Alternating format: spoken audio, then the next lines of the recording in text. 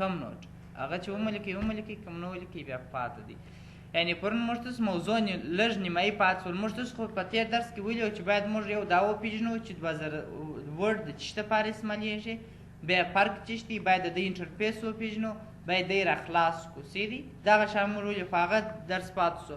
یعنی نن راځو موږ تاسو دا وایو چې ورډ څنګه ورډ راخلاصولی سم فرقونه خو مو ویل چې دغه 2003 سره دغه فرقونه نن وایي چې دی په څو طریقو سره راخلاصولی سم او د دې انټرفیس وایي چې ورډ پروګرام څه دی راسي و ټاسکبار ته دا دلته ایکان ستا پر دې ایکان باندې کلیک وکړئ ورډ پروګرام تاسو ته راخلاصېږي دا یوه د راخلاصولو طریقه ده بله د راخلاصولو طریقه داسې ده چې موږ تاسو سټارټ منیو ته راځو په سټارټ منیو کې دلته چې لیکې په دا سرچ کې وین ورډ لیکې وین ورډ چې ولیکې ورډ پروګرام دا خپله تا ته راولي پر ده باندې کلیک وکړه ورډ پروګرام درته راخلاصېږي بله طریقه داسې ده چې مثلا په دا سټارټ منیو کې وګوره که دلته ورډ پروګرام راخلاص یې کړه د 2014 سټارټ منیو دغه سټار بټن باندې کلیک کوي بیا تاسو ښکاره کېږي دلته موږ تاسو د ورډ پروګرام سره کار دی ورډ پروګرام به ته په دې کې پیدا کوې بیا به ورډ پروګرام راخلاصوي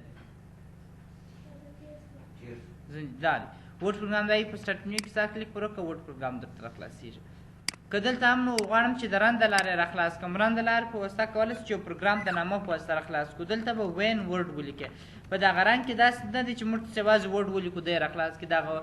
دغه رن چې دی هر کمانډ د نامه په واسطه درته راخلاصي نو دلته موږ تاسو وین ورډ لیکو انټر یې کړه دی راخلاصي تر ټولو هغه اساسي طریقه هم دغه ده ځینې نور طریقې هم شته مثلا دلته درته وایي د چیش د لارې راخلاص کړه د ډاز د لارې راخلاص کړه یا سی ایم ډي د لارې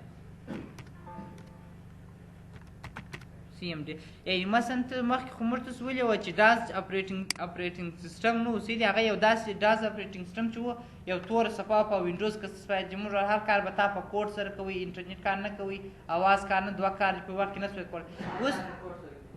اوس که د دغه د لارې څخه ته ورډ پروګرام راخلاصې د جې لارې څنګه راخلاصېږي سټارټ ورډ وین ورډ درته راخلاص کړه ګوره دی وین ورډ درته راخلاص مثلا که چیرې تاسو په 2007 کې کار کوئ سیدي که چیرې تاسو په 2007 دغه وینډوز کار کوئ وینډوز 7 پر فایل منیو باندې به رایټ کلیک وکړئ وبخښه پر سټارټ بټن باندې ورډ پروګرام به دلته درته پیدا سیدي ورډ پروګرام چې درته پیدا سو رایټ کلیک وکړئ هلته پراپرټیز ته راسي په پراپرټیز کې تاسو کولی شئ د دې لپاره شارټکټ کی هم وټاکئ شارټکټ کی مثلا دی ورته وایي زه شارټکټ کی چې ورته ټاکم هغه ګردمر کنټرول الټ خامخا ورسره راځي مثلا کله چې ته کنټرول الټ ای پریس کې بیا ورډ پروګرام تا ته راخلاصېږي اوس خو موږ ته په ټاسکبار کې پروت او که چیرې په ټاسکبار کې نه دا خو موږ ته ویل دي پینټ ټاسکبار یا د ټاسکبار ته مور دا شان خصوص باید چې ویلي موږ نو بیا تاسو کولی شئ د هغه لارې څخه هم راخلاص کړئ سیدي هغه شپږ اووه طریقې چې ځینې طریقې موږ تاسو ویلي ګوره د ټاسکبار د لارې د سټارټ منیو د لارې څخه دا تاسو خپله هم کولی شئ دا زه نه درته وایم سیدي ما فقط دونه ته وایم چې ورډ پروګرام پر دې ځای کلیک وکړئ دی درته راخلاصېږي او بل دلته کولی شو چې موږ دی د رن د لارې د سټارټ منیو د لارې د فایل منیو د لارې هم راخلاص کړو رایټ کلیک نیو ته راسي په نیو کې دلته ورډ پروګرام وګورئ دا دی ورډ پروګرام شته کله چې ډبل کلیک اوس پر ده باندې وکړئ دی درته راخلاصېږي و دا خو نو موږ په وینډوز کې ویلي وو چې یو فایل څنګه راخلاصو ډبل کلیک پر کړئ رایټ کلیک پر کړئ اوپن یې کړئ انټر وایي راخلاصوي بل یو څوک درته وایي زه په رن کې مثلا جان لیکمه ماته چې ورډ پروګرام راخلاصوي دا اوس ما ورته جوړ کړی شاګردان ته مثلا تاسو څنګه کولی شئ د جان د لارې یا د خان د لارې راخلاص کړئ د ده څخه به شارټکټ واخلئ کریټ شارټکټ دا دی کله چې هم شارټکټ ځین جوړ کړي دلته به نوم ورکړئ نوم چې هر نوم ورکړئ مثلا زه ورته یم خان نوم ورکړئ دی به د دې ځای څخه چې کړي کټ بیا کړئ ایسته بیا کړئ کنټرول ایکس یې شارټکټ کې دی کمپیوټر سی ډرایو وینډوز بیا به سیسټم دو جیش پیدا کړي په پښې کې دا دلته به پیسټ کنټرول وی وو کنټینیو اوس چې کله زه رن ته راسم دی راخلاصوم په رن کې که زه خان ولیکم هم ماته ورډ پروګرام راخلاصوي یعنې د دغو څخه هره طریقه چې تاسو زده یې مشکل نشته خو تر ټولو دغه اساسي طریقه هم باید خامخا زده یې وین ورډ پروګرام کله چې د ورډ پروګرام راخلاص کړئ تاسو ته لومړی تاسو ته د ورډ پروګرام د ویلکم سکرین ښکاره کېږي په دې شکل یې هغه ورډ پروګرام تاسو راخلاص کړئ هغه په دې شکل یې یعنې دغه ته چې ویل کېږي فایل ټیب ویل کېږي یا فایل منیو هم موږ تاسو ورته ویلی شو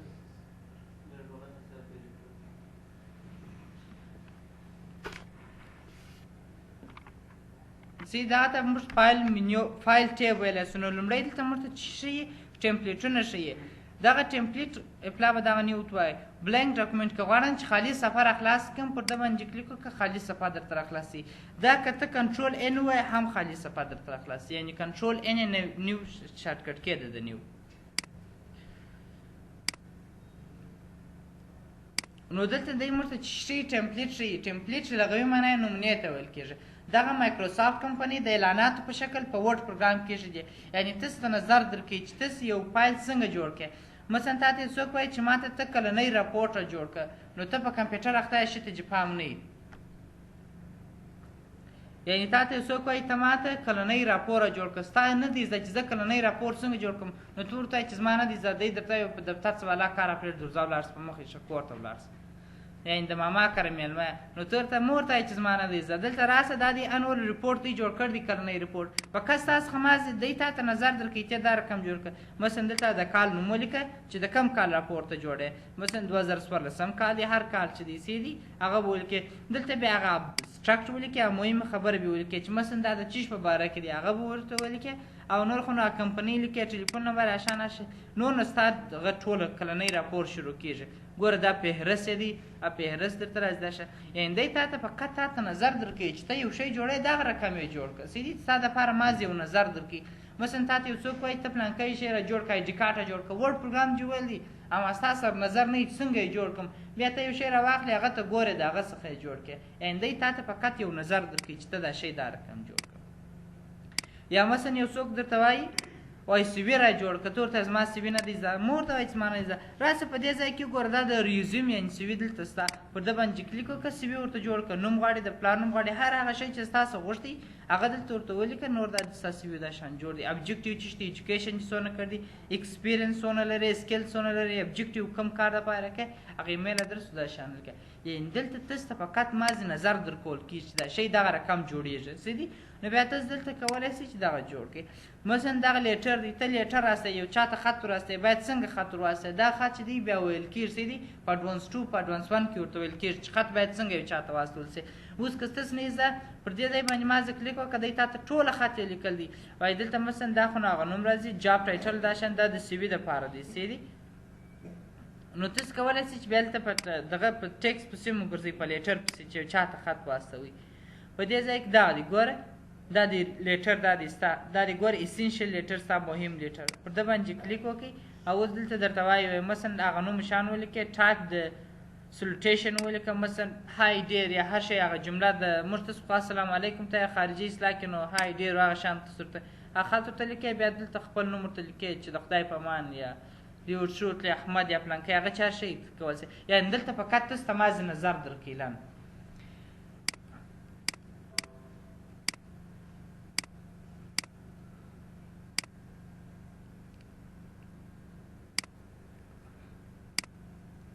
دا خو دا اوس غواړم چې ورډ پروګرام ته داخل سو. نو پر بلینک ډاکومنټ باندې کلیک وکړه چې موږ ورډ پروګرام ته داخل سو. مخکې د دې څخه موږ د دې انټرفیس وایو، یعنې د ده شاوخوا وایو. صحیح دی؟ دغه لومړی کشت د دې ځای څخه د دې ځای پورې چې موږ ته معلومیږي دې ته چې ویل کېږي ټایټل بار ویل کېږي. ټایټل بار موږ ته ښیي چې موږ کوم پروګرام را خلاص کړی دی او په کوم نامه سره مو سف کړی دی. زه بیا دا کس درته اخلم چې تاسو ته باره معلوم وي. دغه کش ته چې ویل کېږي ټایټل بار ویل کېږي. ټایټل بار موږ ته ښیي چې کوم پروګرام را خلاص کړی دی، په کوم نامه سره ثبت دی هغه نوم درته ښیي. اوس ګوره دلته د ډاکومنټ 2 په نامه دی او ورډ پروګرام دی. دغه ورډ پروډکټ اکټیویشن فیلډ یعنې دا معنا لري چې دغه فایل اکټیویټ سوی نه دی. یعنې موږ تاسو چې په دغه افیس کار کوو دغه اکټیویټ نه دی. دا ستاسو کمپیوټران چې ما دغه کمپیوټران چې ما ورسره کړي دي دا ټول اکټیویټ سوي دي، رجسټر دي. نو دلته ما ته وایي ډاکومنټ 2 ورډ پروګرام دی. دا ډاکومنټ دا خپله د ده جنریک نیم دی. جنریک نیم هغه نوم ته ویل کېږي چې عمومي نوم یې چې پروګرام یې د خپله ځان څخه ورکوي. ته چې یو سفر خلاصه کړې دی دغه ته خپله نوم ورکوي. سیدي دغه ته جنریک نیم ورکول کېږي. نو دا چې دی دا د ډاکومنټ 1 په نامه، ډاکومنټ 2، ډاکومنټ 3، ډاکومنټ 4 داسې دغسې نامه لري. یو ګیون نیم دی. ګیون نیم هغه نیم ته ویل کېږي چې بیا یې موږ ته سورکوو چې بیا اوس ته وایي سیدي چې دا فایل ته زه ثبتوم یې باید څنګه نوم ورکړم. زه یې ما ستاسو ته دغه فایل ښیم. سیدي دا څونه فایلونه ما را خلاص کړي دي.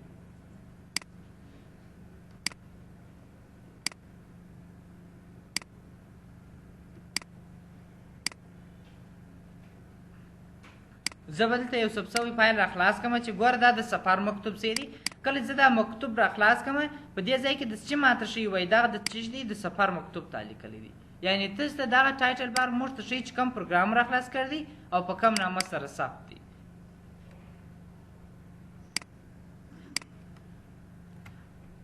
بل دغه ته چې ویل کېږي دغه ته خو ورډ آیکن ویل کېږي څه دي یا فایل دغه اپلیکیشن آیکن ویل کېږي. یعنې هر پروګرام چې سره خلاص کړي دا په 2014 کې درته ښیي څه دي دغه آیکن درته ښیي. ګوره دغه د ورډ آیکن دی، د ایکسل نام د ایکسل آیکن درته ښیي، د پاور پوینټ د پاور پوینټ آیکن دی. او دغه کوچني بټنان ته دې ته چې ویل کېږي کویک اکسس ټول بار ویل کېږي. د کویک اکسس ټول بار په واسطه کولی شو چې یو کار په اسانۍ سره او ژر اجرا کړو.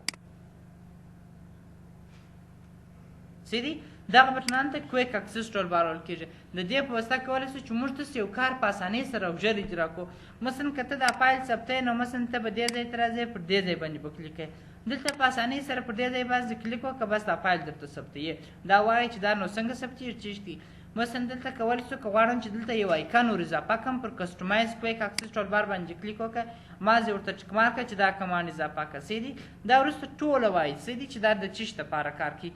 یو دغه ټچ اینډ موس موډ بیا نه راځي څه دي دا مخ ته نه راځي نور دا ټوله شان مخ ته راځي. دا چې کله زه ور اضافه کړم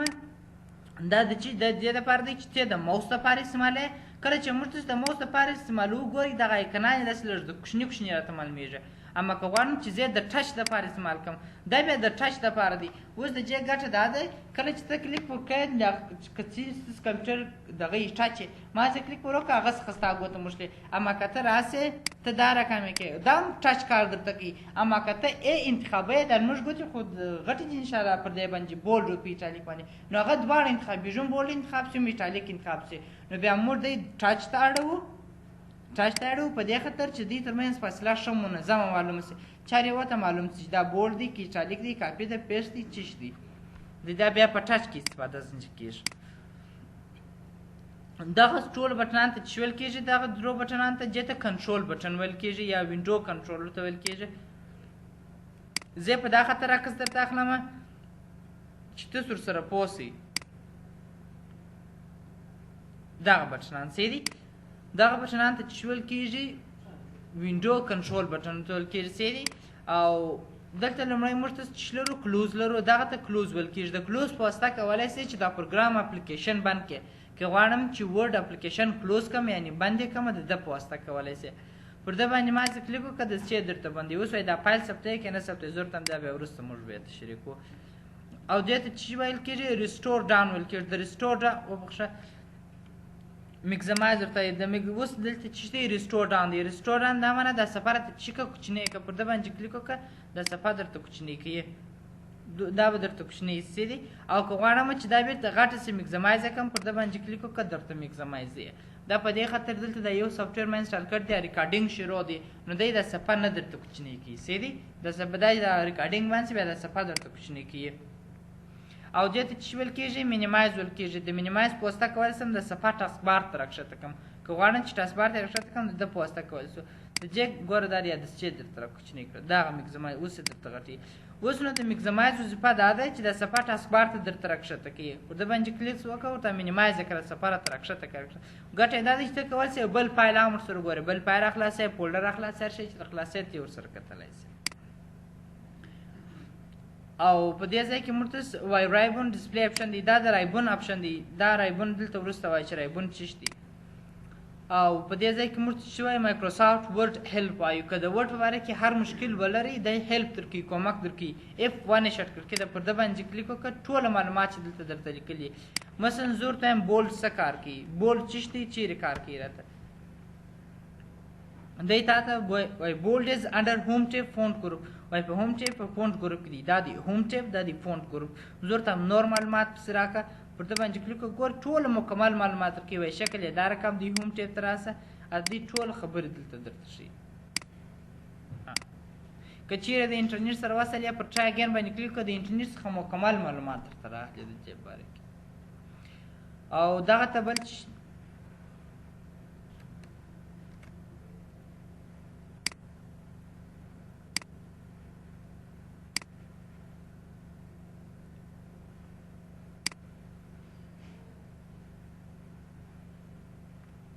دې ته چې ویل کېږي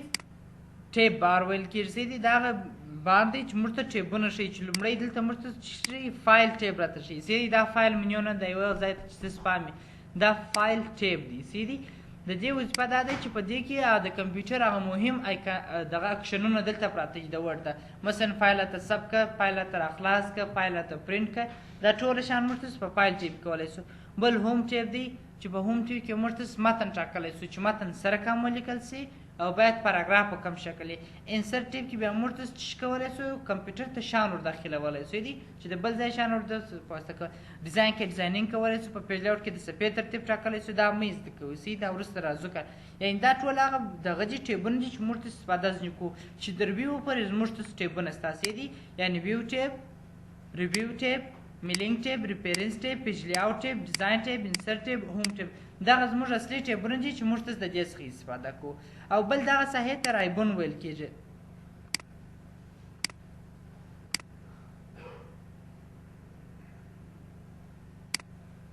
دغه ساحې ته دې ته چې ویل کېږي رایبون ویل کېږي د رایبون وظیفه دا ده چې هر ټیب چې تا راخلاص کړي د هغه ټیب کمانډونه درته ښیي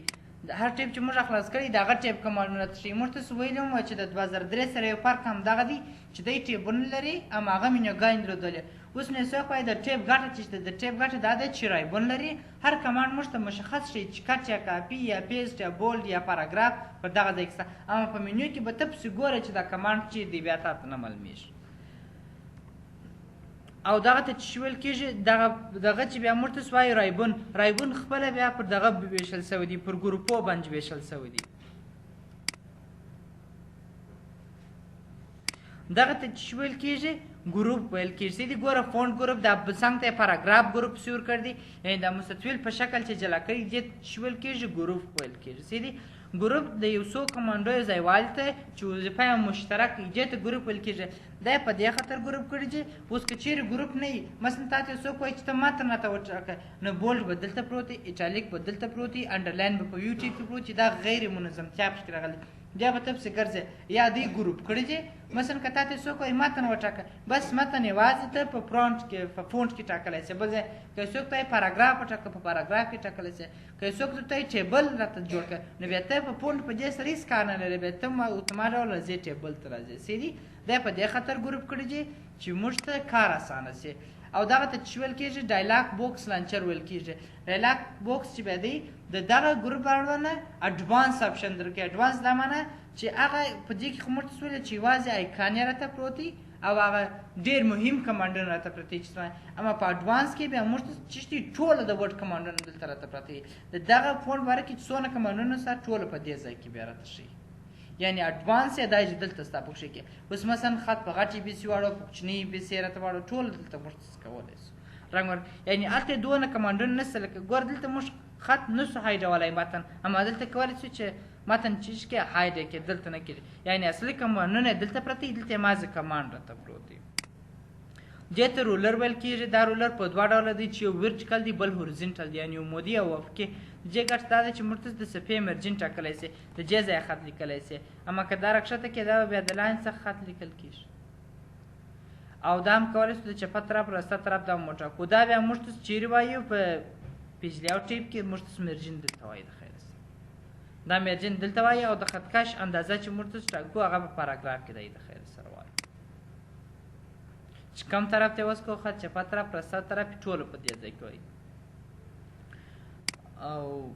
دغه ساحه چې موږ ته معلومیږي دې ته ټیکسټ ایریا ویل کېږي دغه ساحه دې ته ټیکسټ ایریا ویل کېږي دغه سپینه سایه ته ویني په دې کې د چې ته خط لیکلی شو دې ته دغه شنې لیک ته سټیټس بار ویل کېږي دغه ته دې ته سټیټس بار ویل کېږي سټیټس بار موږ ته ښیي چې څو صفحې خط مو لیکلی دي په کومه ژبه خط لیکو او د زوم ان زوم اوټ راته ښیي نو دلته لومړی زوم ان دی دغه درته رانږدې کوي ګورئ دا ستاسو په عامه په دغه اندازه کې نه درته چاپېږي چې درته رانږدې کېږي هغه 1500 یې لوړ اندازه ده سیدي نور نه درته لوړېږي تر دغه یعنې دا چاپېږي نه درته دا ځای هم په عامې سیدي چې دونه نه چاپېږي دا مازې راته ښکاره کېږي هغه کسان دپاره دي چې په سترګو کمزوري ځان ته یې رانږدې کوي زوم اوټ د ځان څخه درته لرې کوي هغه 10 یا کم اندازه ده او 100 یې سټنډر حالت دی او دلته موږ ته څه ویل چې موږ ته ښیي چې کوم پروګرام راخلاص کړی دی وبخښه موږ تاسو خو دلته ویل چې سټیټس بار موږ ته ښیي چې په کومه ژبه خط لیکو څونه لغاتونه مو لیکل دي یا څو څپې دي. دلته وایي پیج 1 اف 1 یوه څپه خط لیکل دي 1 ورډ یو لغات چې لیکلی دی پکښې کې په انګلیسي ژبه خط لیکي. مثلا زه دلته لیکمه کابل دی ما داسې چې وایي 2 ورډ 2 لغات چې لیکل ځکه چې خو 2 لغات چې کندهار او کابل 2 لغات چې دی تا ته هغه معلومات درکوي وایي څو څپې خط لیکل دي ټوله درته وایي. او دې ته چې ویل کېږي سکرول بار ویل کېږي. د سکرول بار وظیفه دا دی د صفحه پورته کړه درته کوي دا که شل څپې که دېرش څپې د یوې څپې څخه بل څپې د سکرول بار په واسطه کولی شئ. او دغه ته خپله سکرول باکس ویل کېږي. ګوره دا چې سکرول باکس سکرول بار باید تاسو وپېژنئ.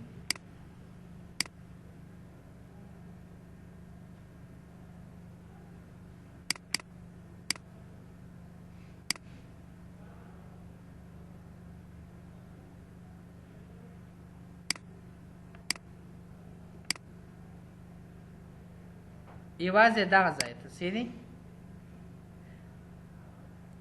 در دغه ځای پورې دې ته چې ویل کېږي سکرول باکس ویل کېږي. سیدي دا سکرول باکس دی اما دغه کرښ ته بیا د دې ځای څخه د دې ځای پورې دې ته چې ویل کېږي سکرول بار ویل کېږي. دا پر دوه ډوله دی چې یو مو دی بل پکې دی. ګورئ دی چې بیا دی دغه ته یو مود ویل کېږي یعنې ورټیکل ویل کېږي دې ته هوریزنټل ویل کېږي. دا چپه طرف او وروسته طرف څپې ته بیایي. او د ورډ و فایل ته کله چې ته دی حساب کې او پر ډیسکټاپ درته پروت یې دې ته موږ ته څه وایو ډاکومنټ وایو. یعنې د ورډ فایل چې موږ ته پروت وي دغه ته څه ویل کېږي دې ته ډاکومنټ ویل کېږي.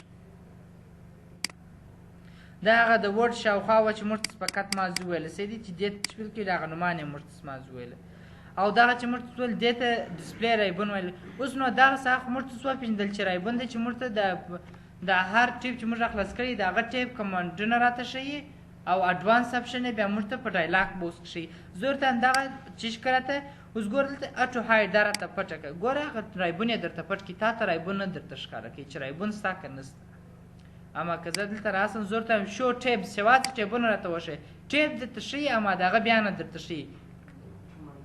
کمانډونه رایبونه درته ښیي. ګورئ 2003 دا رقم پر دا ځای باندې به فایل پر ځای باندې به تا ته فایل منیو یا به هم منیو وسیدي. اوس موږ ته کمانډ پسې ګرځو څونه مشکل دی وای موږ ته نه معلومېږي چې کټ به زه چیرې پیدا کړم کاپي به چیرې پکښې کړي. اما دلته ورته راسه ورته ته شو ټیبس اینډ کمانډ هم ټیب راته وښیي هم کمانډ راته وښیي ټوله درته ښیي. دا هغه د دې انټرفیس و چې موږ تاسو ویلي نو نور یې په منظم ډول د دې ځای څخه را شروع کوو سیدي د دا ځای څخه یې په منظم ډول را شروع کوو. مخکې د دې څخه زه هم چې پلا دا ووایي پلا به دغه ووایي بېرته به وروسته دې ته راسو دا به باره پوه شو دا چیش دی. نیو خو موږ ویل که غواړم چې نوې صفحه را خلاص کړو د نیو څخه استفاده کوو کنټرول ان یې شارټکټ کې دی پر ده باندې کلیک وکړه نوې صفحه درته را خلاصېږي یا کنټرول ان وه هم نوې صفحه درته را خلاصېږي خلاص. دوهم موږ دلته چې لرو اوپن لرو اوپن را خلاصول ته ویل کېږي. دا موږ ته پلا مخکې ویل چې که څه باید په ورډ پیډ کې اوپن خپله را خلاصول ته ویل کېږي کنټرول او یې شارټکټ کې دی. که چیرې تاسو یو فایل مخکې ثبت کړي که غواړئ چې هغه را خلاص کړئ د اوپن څخه استفاده کوو نو پلا دی ثبتوو. دلته موږ چې لرو سیو لرو مثلا دلته راغلی په دفتر په یو ځای کار کوئ مثلا دلته چې خط ولیکئ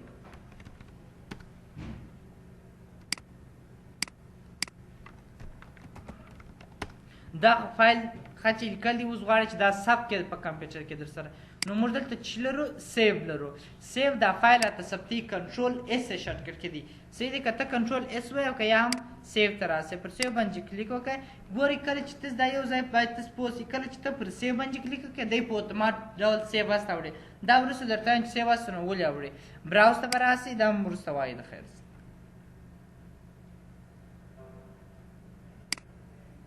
براوز دی وایي چیرې درته صاف کړمه زه ورته وایم ګورئ دلته سیو ان دی یعنې هغه ځای زموږ څه غواړي دا فایل چې ته ثبتوې دا په کوم ځای کې زه درته ثبت کړم زه ورته وایم دا پر ډیسکټاپ راته ثبت کړئ. دی وایي په کوم نامه یې درته ثبت کړم دلته بیا نوم ورته وټاکئ سیو وکړئ. کله چې ته راسې د خپل فایل وګورې پر ډیسکټاپ باندې به ستا فایل درته پروت وي د کندهار په نامه سره دا د کندهار په نامه سره ستا فایل درته دا که ته د جې لارې را خلاص کړې ډبل کلیک وکړې هم درته را خلاصېږي. که وایي د جې لارې نه را خلاصوم زه دلته را خلاصوم کنټرول او موږ وویل څه دي چې کنټرول او یې شارټکټ کې ده اوپن ته راسه په اوپن کې دی وایي کوم ګورئ دا بیا رسیټ دی نو اوس په رسیټ کې دی تا ته وایي دا هغه فایلونه دي چې مخکې تا را خلاص کړي دي یعنې تاسو مخکې را خلاص کړي دي هغه دلته درته ښیي وایي کوم فایل درته را خلاص کړم مثلا زه ورته دا کندهار فایل راته را خلاص کړم هغه فایل درته را خلاصوي په ډیسکټاپ باندې ثبت دی. بیا هم اوپن ته راځو په اوپن کې مثلا دغه هغه چې دی ما ته ښیي چې پر دغه ځای باندې راته ثبت دي زه ورته بیا اون ډرایو په سکای ډرایو کې ما راته ثبت کړی دي موږ ته د ده په ځانګړتیا کې یوه دا ویل چې دی کلوډس لري اما 2003 کلوډس نه درلودي کلوډ دې ته ویل کېږي چې سکای ډرایو کله چې موږ څه غواړو چې ډاټا په سکای ډرایو کې ثبت کړو د ده څخه استفاده کړو بیا مو ویل چې سکای ډرایو د څه لپاره استعمالېږي هغه د تېر درس کې بیا در سره وګورئ پر دې ځای باندې کلیک وکړه ورته براوز ته راځئ ما ته وایي زه سکای ډرایو کې زه نه لرم سیدي چې ته زما څخه راخلاص کړې یعنې بیا ته دې تا ته ته براوز ته لاړ شه بل ځای زه ورته ما په کمپیوټر کې وګوره دی په کمپیوټر په ډیسکټاپ کې ثبت کړي د ډیسکټاپ له درته راخلاص کړمه په اسلامیات فولډر کې دي یعنې په هر ځای کې تا ثبت کړي ته ورته انتخابوي چې په دې ځای کې ستا دلته د فایل نوم ورته لیکې درته راخلاصېږي زه ورته هم دلته هم نشته ایټ پلیس نو وایي چیرې دی په شیر پاینټ کې دی که په ډرایو کې دی که په سکای ډرایو کې دی که په شیر پاینټ کې دی دا ته نیټورک ولرې ته کولی چې دا شان بیا راخلاص کړې دغه شیر پاینټ و او اون ډرایو سیدي ون ډرایو دا موږ ته سول په هغه سره کې موږ جوړولی شو چې موږ ته دغه اکاونټ ولرو سیدي دا اکاونټ تا جوړ کړی په وینډوز لایو ډاټ کام کې به تا دغه اکاونټ جوړی ته به ځان د دې سره رجسټرې بیا ته کولی چې دا شان شیر کړې او که چیرې دا شان نه در څخه غواړم چې موږ ته همیشه چې استفاده ځنې کوو پر چیز څخه استفاده ځنې کوو د براوز څخه استفاده ځنې کوو زما سره په کمپیوټر کې را سره شته براوز باندې کلیک وکړه نو چې په هر ځای کې په ډي ډرایو کې دی په ای ډرایو کې دی په ډیسکټاپ پروت دی هر ځای چې هغه فایل ورته انتخاب مثلا زه ورته په ډي ډرایو کې دی دغه فایل دی دا راته راخلاص کړه بس دی هغه فایل درته راخلاصوي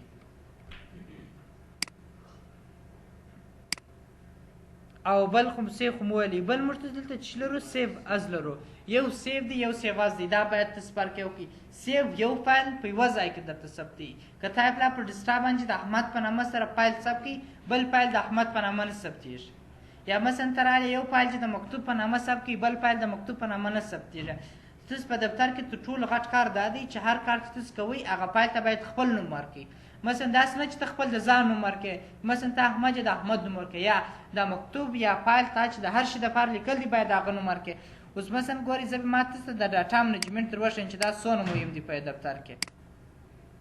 کله زه دې ځای داخل شم دلته ما ته به پر اداري او مالي چارو معاونیت پورې اړوند په دې پورې اړوند باندې ما ته شان کړي ګوره تخنیکي کمیټې راپور دا د تخنیکي کمیټې راپور دی ګوره دا تخنیکي کمیټې د پروتوکول راپور دی سیدي دا د کمیټې پیژندنه ده دا اجنډا ده چې مهم دی یعنې ګورې دلته هر شی خپل عنوان لري که څوک زما څه یو شی غواړي زه یې د څه په اسانۍ سره پیدا کولی شم چې دا شی دی یا مثلا ګورې که ما ته یو څوک وایي د هویت ګوره د هویت کارټونه راته راخلاص کړه د هویت د کارټون مکتوب دا د سمیع الله د کارت جوړولو مکتوب دی د محمد قاسم د کارت جوړولو مکتوب دی کله زه راخلاص کړم بس د هغه نفر معلومات پکښې کړي یعنې تاسو چې هر فایل ثبتوئ باید د هغه نوم ورکړئ د خپلې موضوع مطابق نوم ورکړئ داسې نه تا مکتوب پاکستان ته لیکلی چې مثلا یا کابل ته چې د لوړ زده کړو د وزارت لپاره لیکلي تا نوم احمد ورکړ دی هغه نو څوک چې ګور د احمد څه معنا لري یا سبا ته پسې یا مکتوب تا لیکل دی هغه راخلاص کړې ستاسو ورک نو باید تاسو داسې نوم ورکړئ چې تاسو ته معلوم وي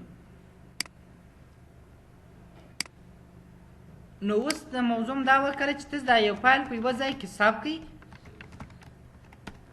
بیا چې د کندهار په نامه مثال کې دوه مارې د کندهار په نامه نه راته ثبتېږي نو موږ د سیو از څخه استفاده کوو سیو از اف 12 شرط کې ده که یو فایل تاسو د لومړي ځل دپاره ثبتوئ یعنې تر اوسه مو ثبت کړی نه وي دی خپله په اتومات ډول په چیز درته انتخابوي سیو از درته انتخابوي خو ته دا راته ثبت کړه سیو از ته راسه دی به یې چیرې درته ثبت کړم زه ورته براوز په ډیسکټاپ یې راته ثبت کړه دلته به نوم ورته وټاکې په دې ځای کې موږ ته سپارمټ ورته ټاکو سیدي چې دغه باندې ټول نه درته وایم هغه مهم درته وایم که چېرته راسې ورډ ډاکومنټ په شکل یې ثبت کړې یعنې د 2014 په فارمټ کې راته ثبت کړه دغه هغه سټنډرډ فارمټ دی چې موږ تاسو ویلي چې د ډاټ ډي او سی ایکس په شکل یې درته ثبتوي د مایکرو په شکل یې درته ښکاره کړه نور فرق نه لري سیدي دا ماضي ټمپلیټ یې فقط موږ ته ماضي اوړي د مایکرو په شکل یې ثبت کړه د 2003 په شکل یې ثبت کړه ګورې د 2003 به زه درته عملي کړم موږ تاسو خو ویلي وو چې 2003 فایل په 2014 کې راخلاصي اما 2014 په 2003 کې نه راته راخلاصي نو موږ تاسې په 2003 کې بیا ثبتوو یوه خبره چې په یاد وي کوم ډیزاینینګ چې تاسو په 2014 کې وټاکئ هغه بیا په 2003 کې هغه ډیزاینینګ خو موږ څه نشته پکښې کې هغه نیو فیچرز کې موږ څه ویلي نو که ته په 2003 کې ثبت کړې هغه رنګ به دا شان یې په اتومات ډول د منځه ځي کوم رنګ یې اوس ورته ګورې زه یې درته عملي کوم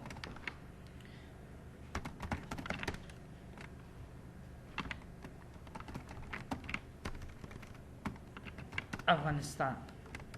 کاپي یا مثلا زه بیا کټ کړم دا وروسته بیا زه درته وایم چې زما دلته دا یو شکل درته پر اپلای کوم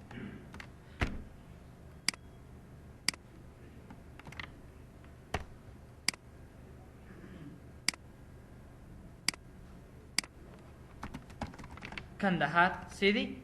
دغه عنوان ما ولیکئ. ګورئ دا زه په 2014 کې اپلا ثبتومه سیو از ته راځم چې تاسې په فرق باید پوه سئ چې دوی ګوره کوم شان یې فرق سره کوي. په ډسټاپ یې راته ثبت کړه. ګورئ د افغانستان په نامه زه دا ثبتوم. بیا هم د هغه فایل راځمه دا باره په ګوره که ته د افغانستان په نامه ثبتوې بیا نه ثبتېږي ته بیا د ده چې وراړې فارمټ بیا وراړې. زه ورته وایم په ډسټاپ یې راته ثبت کړه خو دا وایي په کوم فارمټ کې راته ثبت کړه د 2003 په فارمټ کې راته ثبت کړه. ګوره کله 2003 فارمټ کې ثبت کړې دا خط خپل د ګوره داسې چې میسج درکړي د میسج نه بیا تاسو درته وایي ګوره وایي ټکسټ اون ټکسټ ویل بی ریمووډ افیکټس اون ټکسټ ویل بی ریمووډ هغه کوم افیکټ چې تا پر اپلای کړی دی وایي دا د منځه ځي ځکه چې په 2003 کې دا فارمټ نشته. زه باندې کلیک وکړه. اوس ګورئ دغه څو دی 2003 فارمټ دی 2003 دی که نه دی دا فارمټ اوس ما په کومې کې حساب کوي په 2003 کې حساب کوي. ګوره زه 2014 هم درته راخلاصوم. د دې ترمنځ دا د افغانستان فایل څه د افغانستان فایل ما څه ورک شو دغه دی. اوس د دې ټکسټ وګورئ دا خط یې وګورئ څونه فرق دی څونه فایلونه موږ راخلاص کړي. ګوره ته د جې ټکس افیکټ وګوره ته د جې د وګوره ګورئ دلته دوه ډوله خط دی ګوره یعنې دی بارډر لري هم دلته نه لري. دغه ټکسټ افیکټونه چې پر اپلای کړې په 2003 کې بیا دا کار نه درته کوي. یا مثلا راځه ته یو جدول یې جوړ کړی دی په جدول کې تا ډیزاین ورکړی دی داسې ډیزاینونه تا پر اپلای کړي دي دا که ته بیا په سات کې په 2003 په شکل ساتې دا ډیزاین یې د منځه درته ځي. نور نو د هغه فایل دی په 2003 کې هم راخلاصولی شي.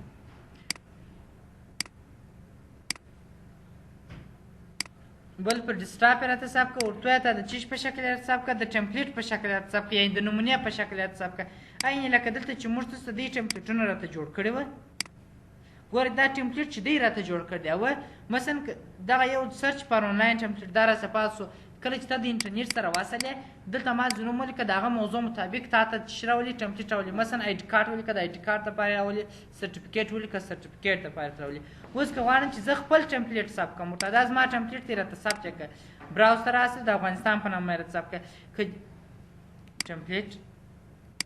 ځای مو ورته انتخابوئ چې ځای نه ښه انتخاب دی په اتومات ستا د کمپیوټر په دا ځای کې درته ثبتېږي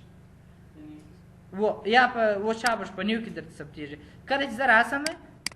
زه غواړم چې یو ټمپلیټ جوړ کړم یعنې زه هم د افغانستان په نامه مثلا ما ټمپلیټ جوړ کړی زه د هغه څخه استفاده کوم وایي پرسونل دی زه ورته هم وکړې وایي د افغانستان په نامه زه ورته هم بس هغه ټمپلیټ ته راخلاصېږي. نو ډیزاینینګ ته وټاکه یعنې تاسو په دفتر کار کوئ په دفتر کې تا ته فارمټ درکړي چې یوازې به دا رقم جوړی هر پلا خو نو ته هغه رقم نسي جوړولی جوړې په ټمپلیټ کې ثبتې کله چې کلیک وکړې دی درته راخلاصېږي. مثلا زه ورته دا راته ثبت کړه دی وایي په کوم فارمټ کې درته ثبت کړم زه ورته مثلا په 2003 فارمټ دا خو مو ویلي مثلا د پی ډي اف په شکل ثبت کړه ستاسو دپاره دا تر ټولو مهم دي. پی ډي اف یې دا کس په شکل ثبتوي. پی ډي اف ګټه دا ده مثلا دا خط تا لیکلی دی که مثلا ته ولاړ سې دا بازار کې پرنټوي پښتو پونټونه عموما دا مشکل په پښتو پونټو کې پیښېږي. تا پونټ چې په خپل کمپیوټر کې ورکړی ته چې پرنټوي هغه یګانې سره جلا سوي تاسو اکثره کتابونه ګورئ دا رقم سوي دی دا په دې خاطر کېږي هغه کم پورټ کم سیټینګ چې ستا په کمپیوټر کې ستا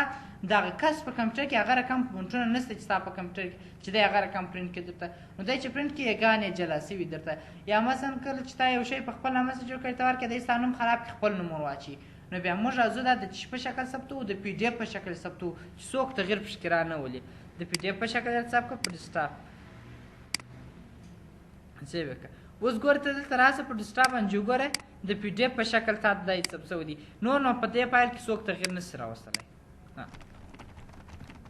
په دې کې نور هېڅ تغیر نشي راتللی.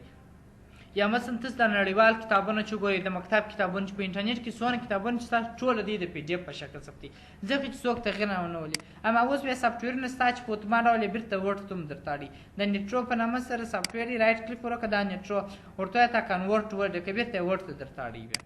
دا موږ تاسو ویلي چې 2014 ځانګړتیا بله دا هم ده کله چې موږ تاسو پی ډي اف ریفالو لري کله چې پی ډي اف تاسو ورډ ته واړوئ خلک نه پوهېږي چې دا پی ډي اف ورډ ته اوښتي دي دا موږ تاسو پرون تشریح کړي دي. دغه موضوع خلاصوم بلا باسته سیدی تاسو باندې بم غمیدلی براوز ته راځو دغه یو پلین ټیکس په شکل تاسو همیشه په دې سره په یاد در سره ولرئ دغه پلین ټیکس په یاد در سره ولرئ دا پلین ټیکس که تاسو د پلین ټیکس په شکل حساب کړئ دا معنا لري چې کوم ډیزاین شي تیار کړ دي ټول د منځ درته وړي دی د نوټ پروګرام په شکل ثبتي که ډیزاینینګ شروع کړ دي هر شی یعنې د دې سره ډېر احتیاط کوئ په دا شکل کې هیڅ کله د ورډ فایل مه ثبتوئ سمه ده ځکه چې که ته ثبت کړې ستا ټول فارمټ شان د منځه درته وړي ضرورت نه چې د راته ثبت یې کړه په ډسکټاپ باندې ګوره دغه فارمټ د هر شی چې دی کنورټ یې کړه یس اوکې ګوره راست دی یوازې د افغانستان نوم شاید درته وړي دا بل نوم یې نه دی وړي ځکه چې په هغه کې دی شو ډیزاین درلودی یوازې د افغانستان ګوره هغه نور خط یې نه دی راوړي ولې ځکه چې هغه فارمټ په نوټ پروګرام کې موږ نه لرو چې دی راوړي یعنې همیشه چې ثبتوئ یې د ده په شکل یې مه ثبتوئ یا ډېر احتیاط ورسره کوئ چې د ده په شکل یې ثبتوئ او بل دلته یو دغه ریچ ټیکس هم درته وایم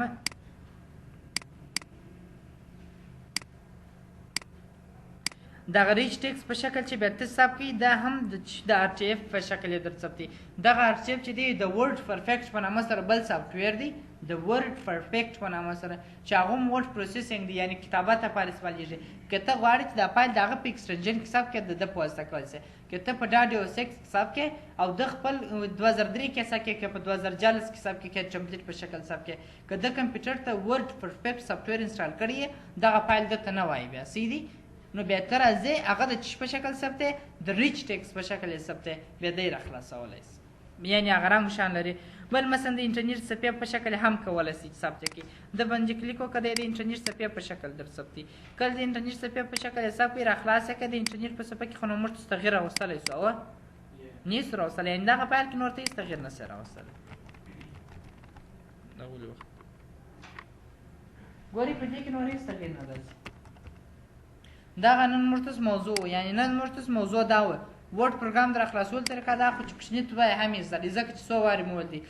نو یو مو چې ویلي نیو مو ویل نوې صفحه راخلاص کړه کنټرول ان یې شارټکټ کې و بل مو اوپن ویلي چې مخکې فایل چې موږ ثبت کړي هغه راته راخلاصوي کنټرول او یې شارټکټ کې ده او بل سیو یو فایل راته ثبتوي کنټرول اس یې شارټکټ ده سیو یوازې په مختلفو ځایو کې په مختلفو نومو ثبتوي د انټرنیټ صفحې په شکل ثبت کړه د PDF په شکل 2003 په شکل پلین ټیکس په شکل ریچ ټیکس په شکل F12 یې شارټکټ کې و دا اوس سختې خبرې وې چې موږ وکړې څلور خبرې در سره